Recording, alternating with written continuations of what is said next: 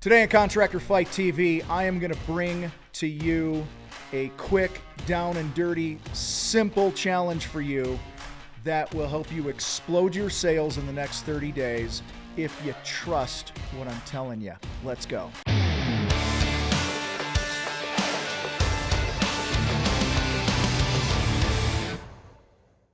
All right, fighters, today.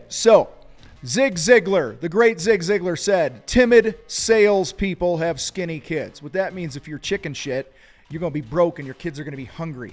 Okay, mama's going to need some shoes because her shoes are going to be worn out, but you ain't going to be able to afford no shoes or braces or vacations or to pay off your debt or whatever is going on in your life and in your business if you are a timid salesperson. Today, I simply want to talk about the hunter mentality with you. I personally believe one of the biggest things that's holding a contractor back from making more money is they don't see themselves as a salesperson. You still see yourself as a contractor. Okay? Yes, you got to do the contracting part of the contractor business, right? You have to produce the work that people paid you to do. But guys, when you start a business, your job is not the trade anymore. I don't care if you're a master carpenter, a master painter, you're the best tradesperson on the planet at the thing you do. The minute you start your business, you surrender the right to be a tradesperson first. All right? That's why many contractors get to the end of their careers, working their tails off, making homes and things beautiful for people all over their city. And then at the end of their career, their back is broken, their fingers are busted up, and their bank account is anorexic. All right? And so today, I want to talk to you just about the hunter mentality. And I promise you, I promise you. See, I'm imploring you. I'm begging. Okay? Pay attention. When you wake up each and every day and have a hunter mentality as a salesperson, all right, you are going to move the needle in a hurry when it comes to your finances and your financial peace and happiness and all that good stuff. Guys, every day, millions of salespeople are waiting, okay?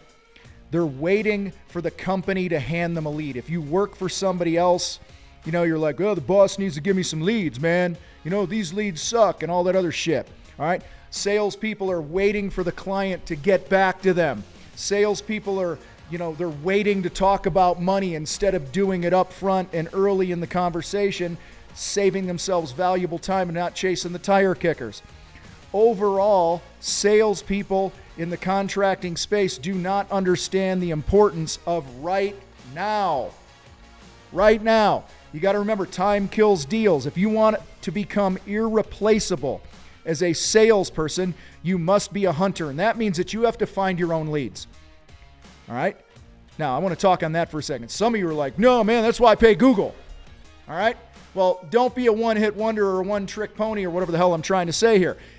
If you look at any other industry where somebody is hired as a salesperson, part of their job is business development, prospecting, making shit happen, being a rainmaker.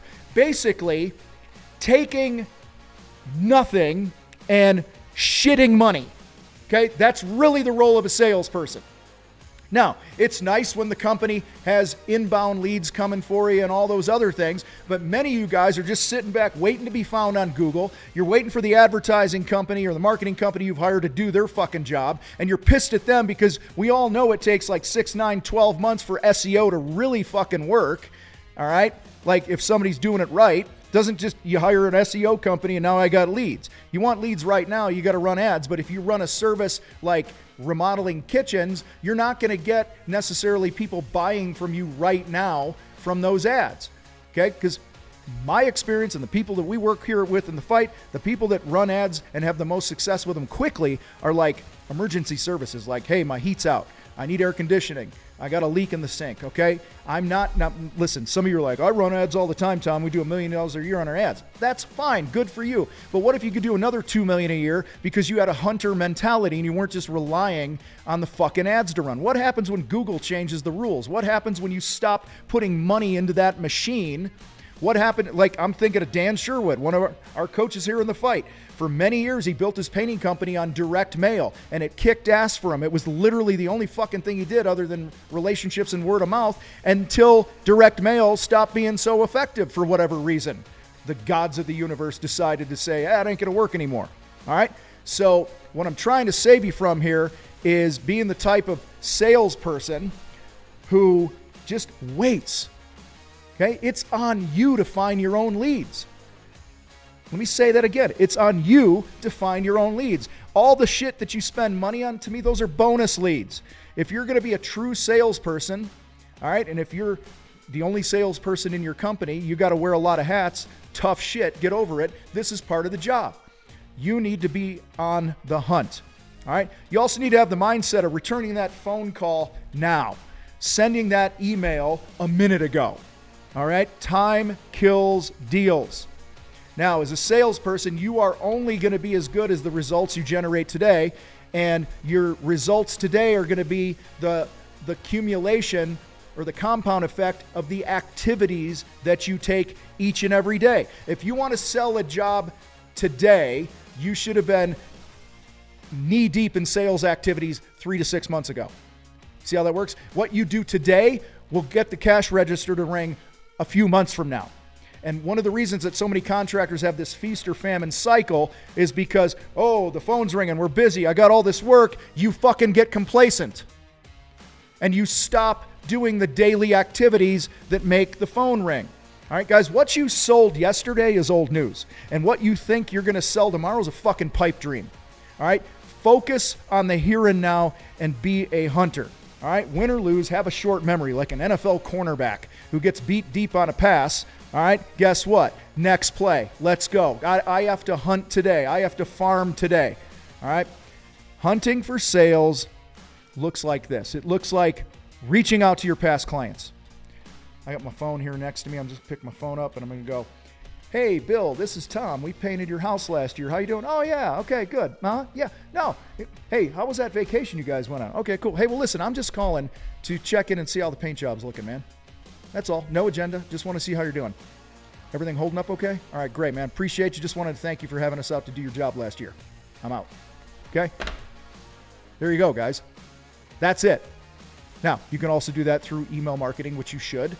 You should have a great email marketing plan strategy going to continue to add value to the people that have already given you money. Okay? So that's what hunting for sales to your past clients might look like. It's also making an upsell on a current project. Every job you're on right now, there are upsell opportunities. I'm not saying sell people shit they don't need. What I'm saying is train your team. Okay, train your foreman. Your foreman who run the projects should actually have a sales quota for upsells. For us, it was always 10% of the ticket price. It was a $5,000 job. The expectation is the foreman, he shit another $500 of revenue on that project simply by getting coached up how to start those conversations, how to not be pushy, how to close the deal, how to price things, all those stuff. Guys, hunting is the consistent storytelling that you do on social media. That's another way that you hunt.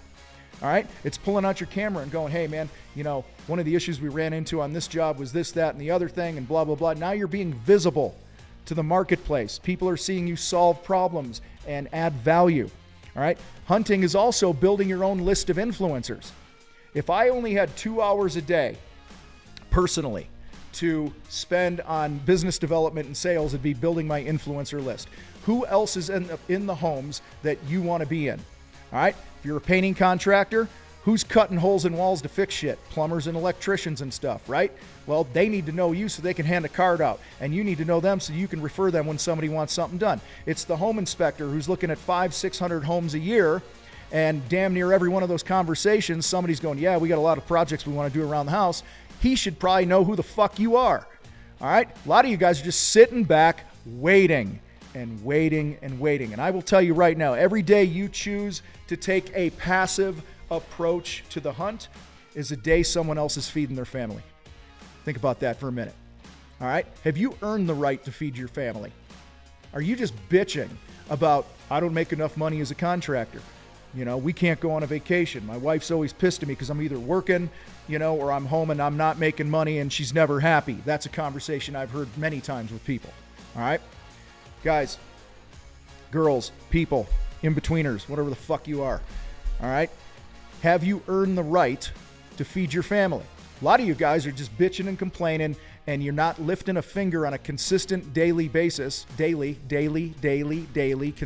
consistent. No, this is not a stutter I have. I'm saying that on purpose.